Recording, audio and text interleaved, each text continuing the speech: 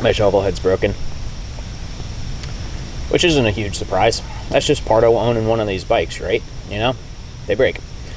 The frustrating part about this is that my iron head is also broken, but I did start working on it yesterday. I figured out what's wrong with it. I got it taken apart, and we've ordered some parts for it. That'll be a separate episode. Today, on this episode, though, we are going to work on my shovel head. I've been wearing one of my shovel head shirts. Side note, if you want to buy one of my shirts, you can grab them on my web store, buttcrackcycles.com. I've got 2 original designs up there right now, and it would mean the world to me if you'd go spend a little bit of your hard-earned cash over there. All right, that's it for my shameless self-promotion and plug of myself. I really hate doing those, but it's kind of the nature of the beast. If you want to work for yourself and not just be, just a nameless number at some big corporate company, you got to promote yourself because no one else is going to do it for you. Anyways, there's really only 2 major things going on with the shovel right now that need immediate attention beyond some of the sort of annoying stuff that's been annoying for a long time. I have an oil leak, which I will show y'all inside in a minute, and I need to put a tire on this bike, and the tire is self-inflicted.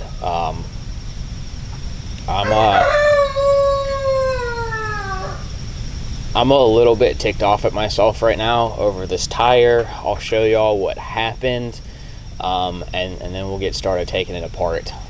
So yeah, the rooster's gonna keep crowing, and we're gonna just go inside, start working.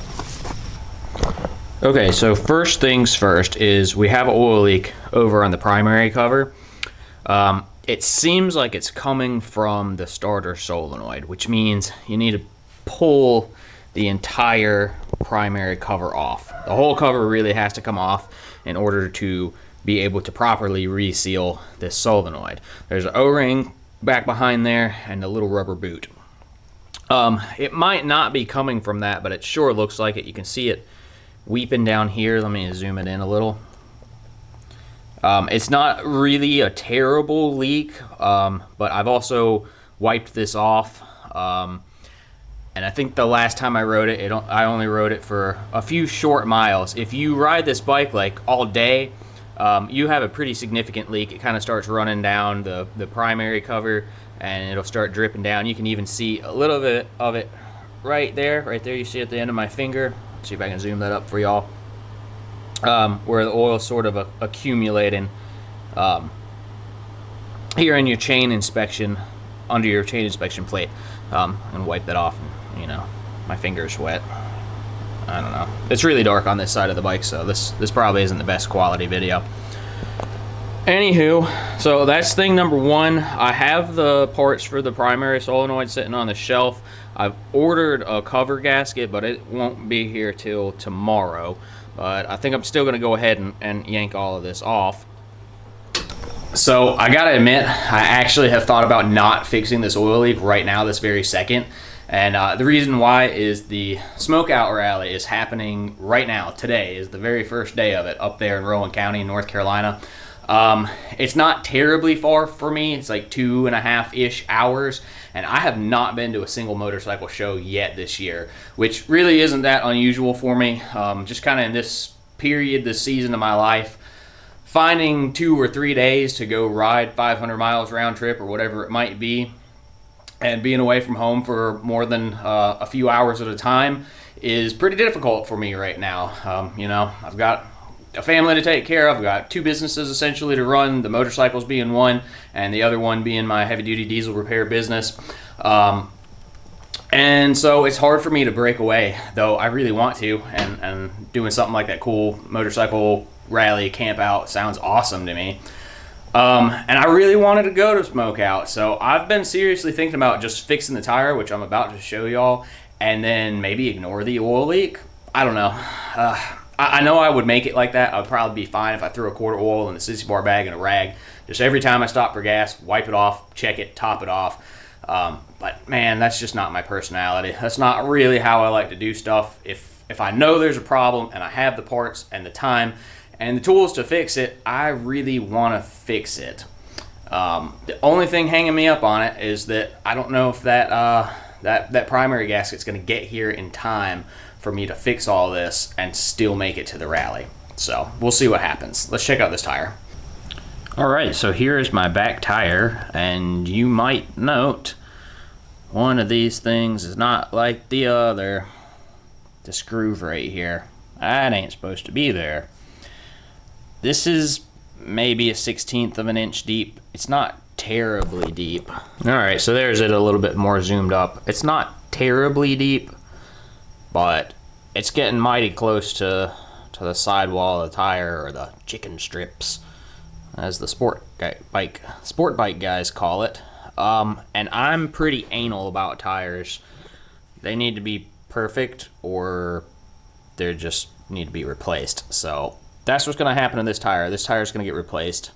I'm mad at myself though. This is really my fault, and I'll show you all why.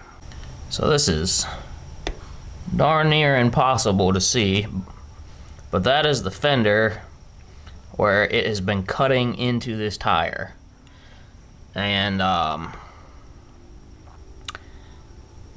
noticed this on a pre-trip the last time I went to ride the bike, and I pre-trip my bikes every time, and it wasn't like that the time before. You might notice just how dirty this swing arm is. Back it up. There's a ton of dirt all over this swing arm. This is probably self-inflicted. If y'all watch this channel a lot, you know that I am not afraid to send a bike down a dirt road. We've got a lot of dirt and gravel roads. This fender looks like it's tweaked. I probably caught a rock and bent the fender back and pushed it into the tire and started grinding a groove into it. I'm gonna kind of just talk and work and then edit around this. I started working, already broke this loose. And I realized, like, oh, maybe I should turn the camera on.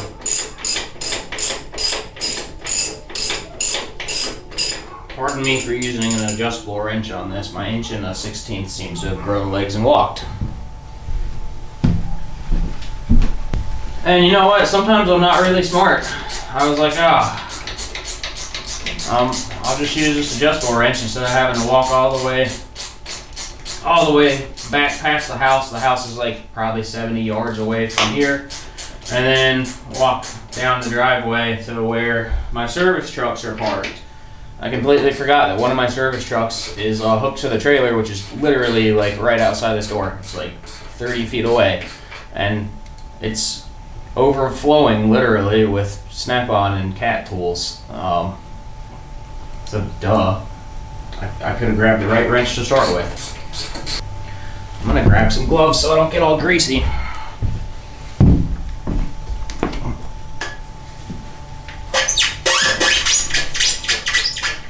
You can hear it.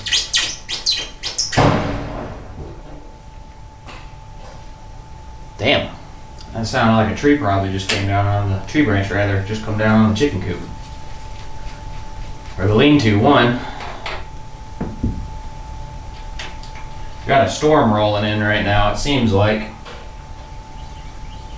Which is fine. So, this probably actually worked out good that I didn't have a truck or a machine or whatever to go work on. Instead of laying in a truck stop, getting rained on, I can be out here while the rain comes down.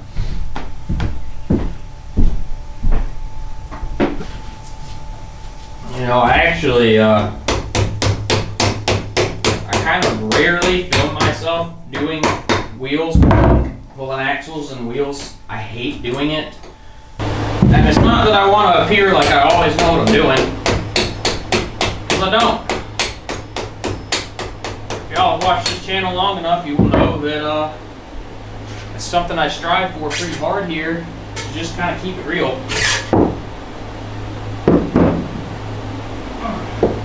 I often don't film this because I never feel like I know what I'm doing when I do this.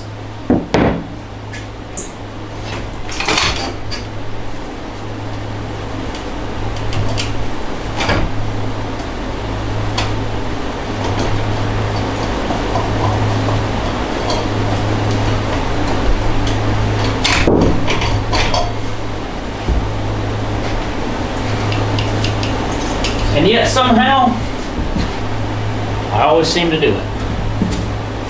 So there's a tire out. let's check everything else out.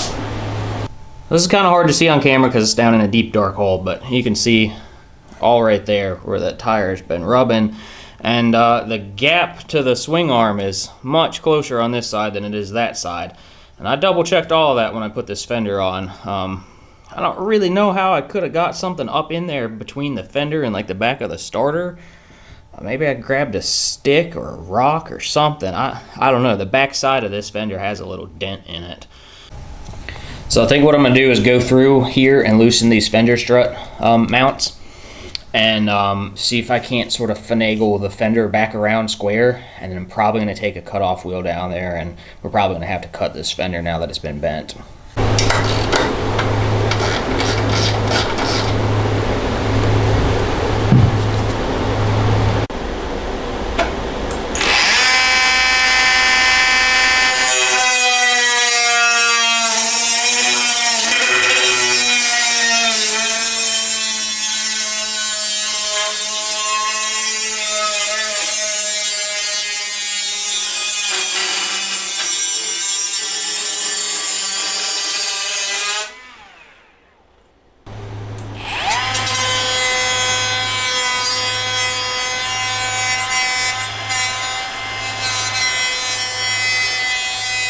So I went ahead and threw the tire back on this thing. Everything's just kind of snug, nothing's torqued. But you can see we've got plenty of space up there. I'm not coming anywhere close to hitting. Obviously the weight of the bike's not on it, but y'all saw it earlier when I spun this tire over with the bike up on the stand that I was hitting it then. So I'm gonna lock the fender down right here where it's at. Seems like playing with those fender strut, loosening the fender struts, wiggling the fender around with the pry bar, and a little bit of clearancing on that fender has got us good to go. So that brings us to our next hurdle here, which is actually fixing the tire. I've got a manual bead breaker, tire changer thingy here at the house. And a set of tire irons. I hate doing tires. I've really got nothing but time today, so I think I'm actually going to give it a shot today. If I can't get this tire off of this bead though in, I don't know, maybe 20 or 30 minutes, probably just going to give up on it, throw it in the truck, take it to my local independent shop, let them do it. Since I hate doing tires so much, it's time to break out the hard stuff.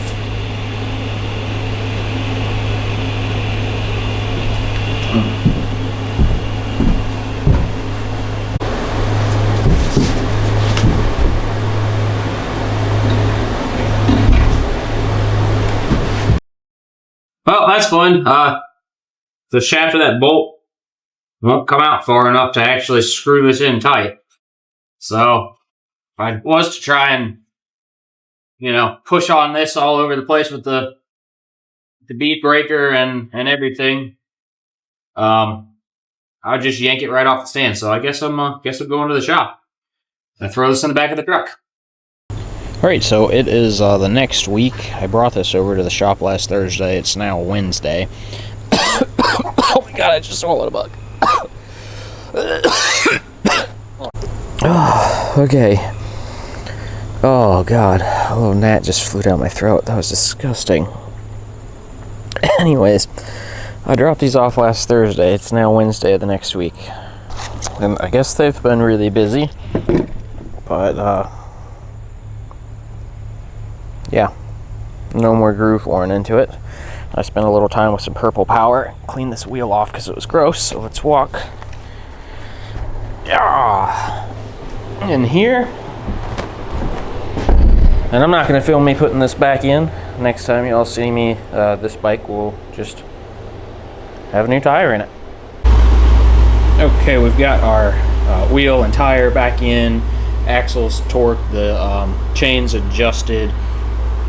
I didn't bother filming this. This isn't really a how-to about how to put this in. You can see back in there, we've got plenty of space now between the tire and that fender, so we shouldn't be doing this again, which is nice because at at $226 a piece for one of these back tires. Is a Metzler ME888, which are good tires. It's what whatever running over there on the Ironhead too. But at $226 a piece for one of those tires, plus another $50 to have it mounted and balanced, that gets real expensive real fast. And I'm broke. I'm a poor boy, so I can't afford to be screwing this up anymore. So hopefully that's the last time we have to do that for a while, because that eats into your pocketbook pretty quick. So I think what I'm going to do is a little bit late in the evening. Dinner's almost ready, sitting in the crock pot. And I think what I'm going to do is tomorrow I'm going to drop Kenneth off at school, and then I'm going to come back home and throw on some riding clothes, and I'm going to go ride this bike around and just take it on a few, like, you know, easy, slow miles, and stop every so often and just make sure that we're not rubbing anywhere underneath that fender. Like, man, I really don't want to tear up another tire. That primary leak, I'll get to that. I'll probably start working on that tomorrow after my test ride. I might let that be its own separate episode. This bike probably needs a clutch. I've adjusted the clutch on it a couple of times, and I've tried tightening the nuts on the pressure plate to try and squish it in a little bit tighter, and it still slips. It does okay if you're easy on the throttle, but when you really wring its neck at high RPM and give it the full beans, it doesn't like it. So I might actually order myself a clutch pack and steel kit for this bike, and a pressure plate too. Maybe I might replace the whole shebang, and let that whole under the primary housing episode be its own thing, fixing the oil leaks and replacing the clutch, etc., etc. I don't know. We'll see what I feel like when I sit down to edit all of this into some episodes. But for now, I'm gonna go inside and eat some dinner. Feels nice to have a tire back on the bike and have this bike back on the ground. I hate having stuff broken. Well, it's the next day. I'm out here riding around. It's like 8 o'clock in the morning. It's a beautiful morning. It's like 60 degrees. And yeah, bombing it down some more dirt roads. I can't get away from them. Everything looks cool on our tire. Everything seems kosher. So, yeah, I think that's probably where I'm going to end this episode. I'm going to take some pictures with this camera. I've got one of my old film cameras with me too. I'll probably take some pictures with that. Go develop some film later today or the day after or whatever. And yeah, that's where we're going to end this episode up. I'm going to shut up and turn the camera off and go ride my bike. I hope you do the same. Hope you all have enjoyed watching this. I'm going to let the primary fix and the clutch and all that just be its own separate thing. So y'all get to watch a whole entire episode of me self-inflicting some pain on myself in this motorcycle. Hope you've enjoyed it. Thanks for watching. Isn't that a nice view? Go find one like that for yourself. See y'all later.